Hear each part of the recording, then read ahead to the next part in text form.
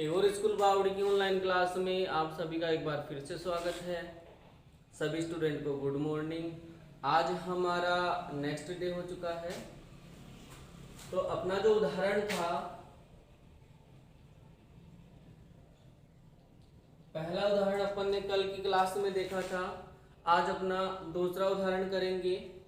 तो ये जो दूसरा उदाहरण है ये एक तरह से परमेयी है। क्या है जी? परमेयी है। उदाहरण दे रखा है, सिद्ध कीजिए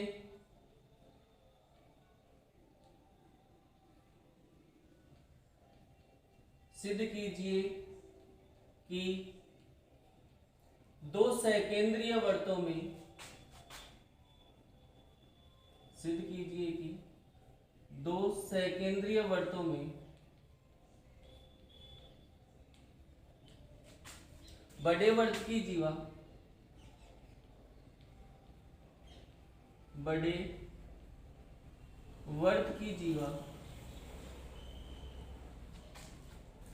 जो छोटे वर्त को स्पर्श करती है,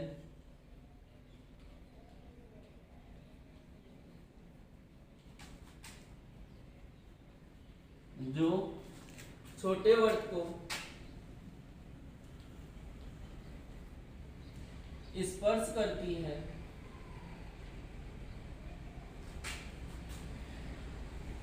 स्पर्श बिंदु, उसे समद्विभाजित, स्पर्श बिंदु उसे समद्विभाजित करता है। जो स्पर्श बिंदु है वो उसे समद्विभाजित करता है। ये हमें सिद्ध करना है। तो बात करें, देखो क्या दिया हुआ है, दो सकेंद्रीय वर्तों में सकेंद्रीय वर्त क्या होते हैं? तो ऐसे वर्त जिनका केंद्र क्या हो, एक ही हो बेटा। दो वर्तों का केंद्र या दो से अधिक वर्तों का केंद्र यदि समान होगा तो वो वर्त क्या कहलाएंगे? सकेंद्रीय वर्त कहलाएंगे।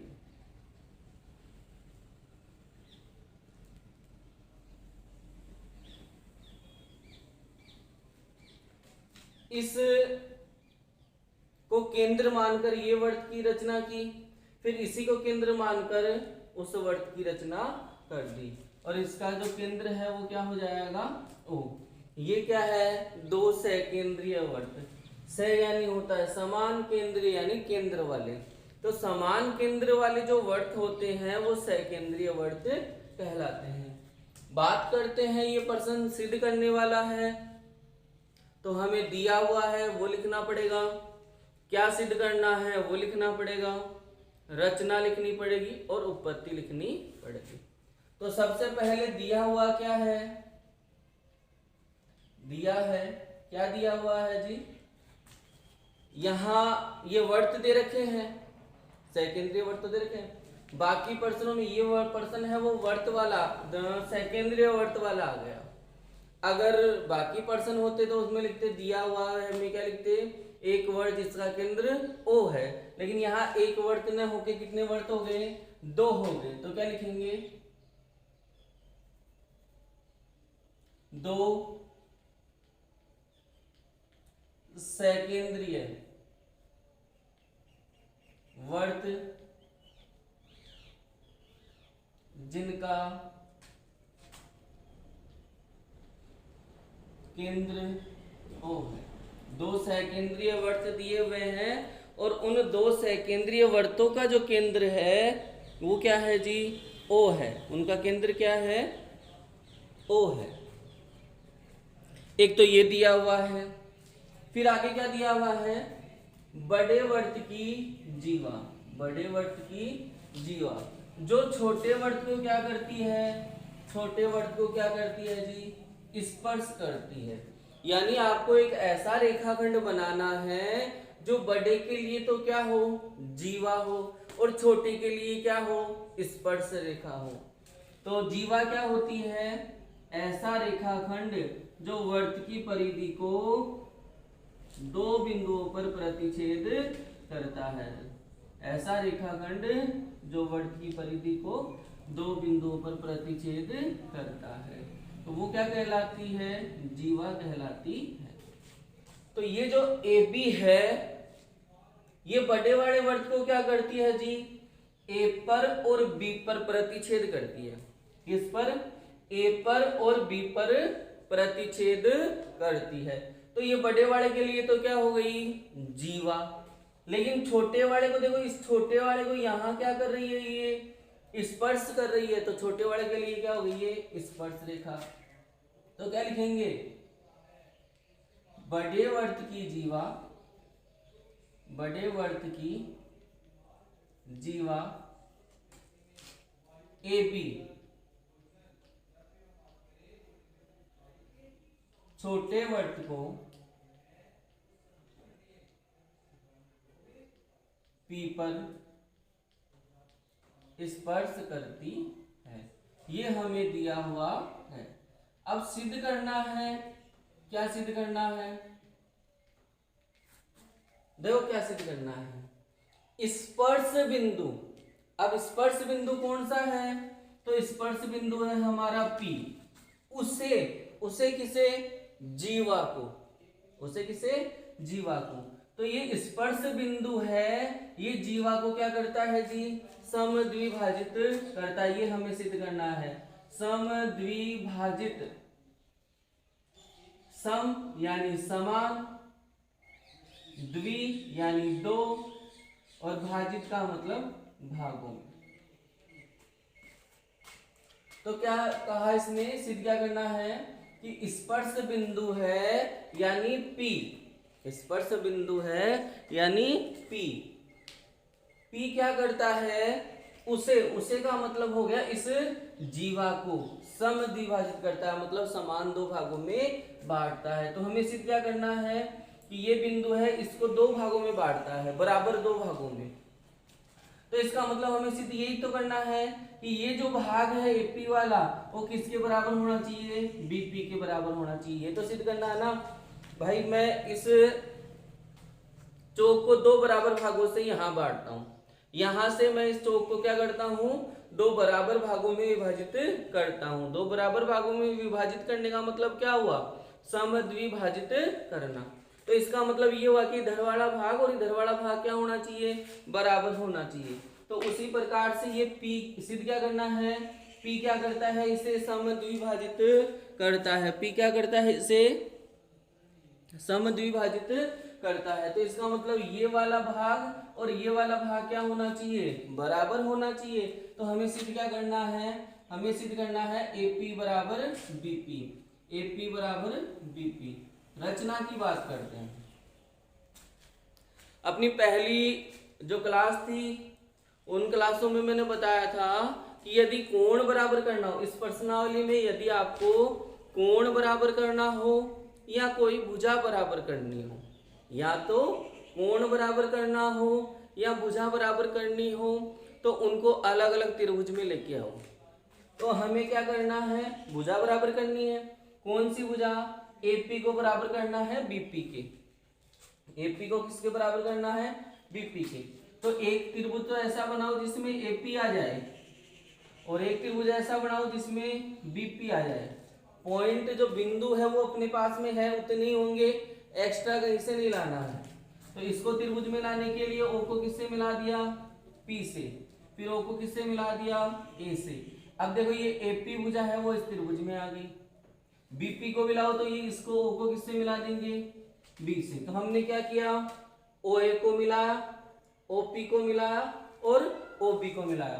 तो रचना क्या हुई? OA OB OP को मिलाया। सरल करते हैं। मैंने कहा था भुजा बराबर करनी हो या कोण बराबर करने हो, अलग अलग त्रिभुज में लाओ और दोनों को सर्वांग सम सिद्ध कर दो। तो दोनों त्रिभुज के नाम लिख लो। त्रिभुज OPA व त्रिभुज OPB में, मतलब OPA यानी ये वाला त्रिभुज और OPB यानी ये वाला त्रिभुज। 3 बातें करनी है। और मैंने ये भी बोला था सभी प्रश्नों में, एक प्रश्न को छोड़कर सभी प्रश्नों में सर्वांग समता का जो नियम है वो कौन सा लगेगा, RHS। कौन सा लगेगा जी, RHS सर्वांग समता का नियम लगेगा। करते हैं आगे। RHS का मतलब एक बार फिर समझा देता हूं, यानी दोनों त्रिभुजों में आपको एक तो 90 डिग्री का कोण बराबर करना है, दूसरा दोनों त्रिभुजों में आपको कर्ण बराबर करना है, और तीसरा आपको उसमें क्या बराबर करनी है, भुजा करनी है। तो ये क्या हुआ, समकोण कर्ण भुजा। समकोण यानी 90 डिग्री का कोण। आओ OP क्या है ये बताओ, OP क्या है, OP जो है वो छोटे वृत्त की त्रिज्या है। OP जो है वो छोटे वृत्त की क्या है जी, त्रिज्या। त्रिज्या क्या होती है, केंद्र से परिधि के मध्य की दूरी। तो ये जो OP है ये छोटे वाले वृत्त में केंद्र से परिधि के मध्य की दूरी है। तो OP क्या होगी, त्रिज्या, और AB क्या है, छोटे वाले के लिए, छोटे वाले के लिए AB क्या है, स्पर्श रेखा। तो आपको पता है त्रिज्या स्पर्श रेखा पर लंब होती है, तो ये इधर वाला कोण 90 का और ये इधर वाला कोण भी 90 का। तो क्या हो जाएगा, कोण OPA बराबर हो जाएगा कोण OPB के, और ये दोनों कोण कितने डिग्री के हो जाएंगे, 90 डिग्री। कारण इसका त्रिज्या स्पर्श रेखा पर लंब, त्रिज्या स्पर्श रेखा पर लंब। तो ये R वाला काम हो गया। H यानी कर्ण, देखो ये 90 डिग्री का है, इसके सामने भुजा कौन सी आती है, ये, और इस त्रिभुज में ये है, इसके सामने भुजा कौन सी आती है, ये। तो OA भुजा है वो बराबर हो जाएगी किसके, OB के। कारण बताओ, ध्यान से देखोगे तो OA क्या है, OA जो है वो बड़े वाले वृत्त की क्या है, त्रिज्या, क्योंकि बड़े वाले वृत्त जो है उसमें केंद्र से परिधि के मध्य की दूरी है। तो ये बड़े वृत्त की क्या हो गई, त्रिज्या, सॉरी ये OA है, ये बड़े वाले वृत्त की क्या हो गई, त्रिज्या हो गई। और OB है, ये भी बड़े बड़े वृत्त की क्या हो गई, त्रिज्या। तो एक ही वृत्त की त्रिज्या है वो क्या होती है, समान। तो ये OA बराबर OB है वो समान क्यों है, क्योंकि एक ही वृत्त की त्रिज्या है, ये दोनों एक ही वृत्त की क्या है, त्रिज्या है, इसलिए बराबर है। और OP बराबर OP हो जाएगा, क्यों, क्योंकि ये दोनों त्रिभुजों में आ रहा है और दोनों त्रिभुजों में आ रहा है, तो ये क्या हो जाएगा, उभयनिष्ठ भुजा। उभयनिष्ठ भुजा जो दोनों में आता है वो उभयनिष्ठ भुजा होती है। तो देखो इस त्रिभुज को बनाएंगे तो देखो OP आता है, और इस त्रिभुज को बनाएंगे तो भी OP आता है। तो OP दोनों में आ रहा है, और जो दोनों में आता है वो उभयनिष्ठ होता है और वो बराबर भी होता है। तो इस त्रिभुज की OP भुजा है वो इस त्रिभुज की OP के बराबर। तो नियम कौन सा लगा, RHS सर्वांग समता नियम से क्या हो जाएगा, त्रिभुज OPA है वो सर्वांग सम हो जाएगा त्रिभुज OPB के। यदि दो त्रिभुज सर्वांग सम हो तो संगत भुजा और संगत कोण बराबर होते हैं। तो AB भुजा है वो किसके बराबर हो जाएगी, AP भुजा है वो बराबर हो जाएगी किसके, BP के। और यही हमें सिद्ध करना था। अगला क्वेश्चन है वो अपन कल की क्लास में